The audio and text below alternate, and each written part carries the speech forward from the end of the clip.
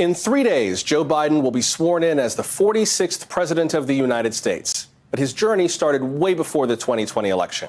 This inauguration will culminate a lifelong career in politics spanning more than 5 decades.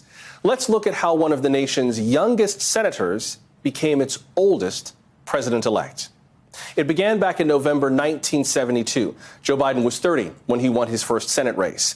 He defeated two-term Republican Senator J. Caleb Boggs. 6 weeks later, he was in Washington checking out his new office. That is when a car crash killed Biden's wife, Nelia, and their infant daughter, Naomi.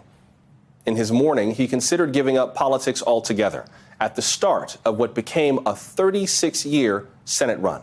And that run included becoming chairman of the Judiciary and Foreign Relations Committees.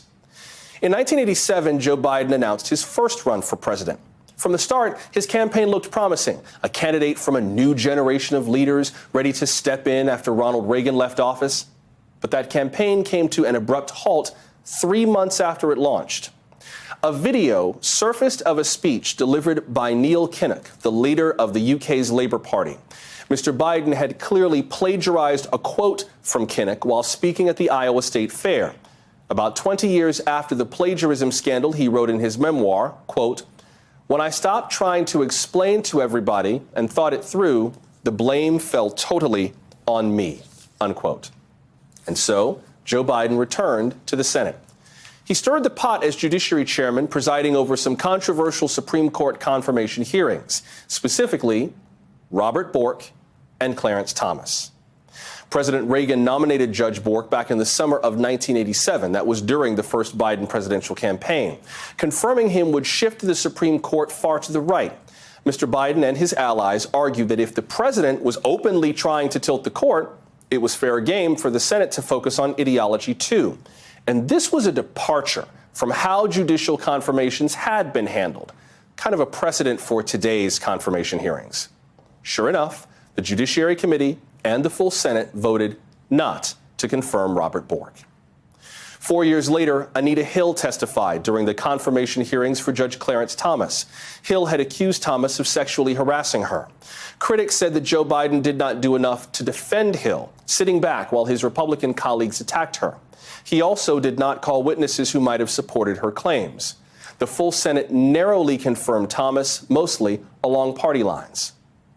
In 2007, Joe Biden made his second run for the presidency. His opponents, Senators Hillary Clinton and Barack Obama.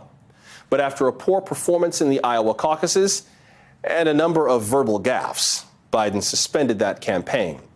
A few months later, he joined the Obama ticket as his running mate, and his 2 terms as the vice president might have teed him up perfectly to run again, but it was not to be.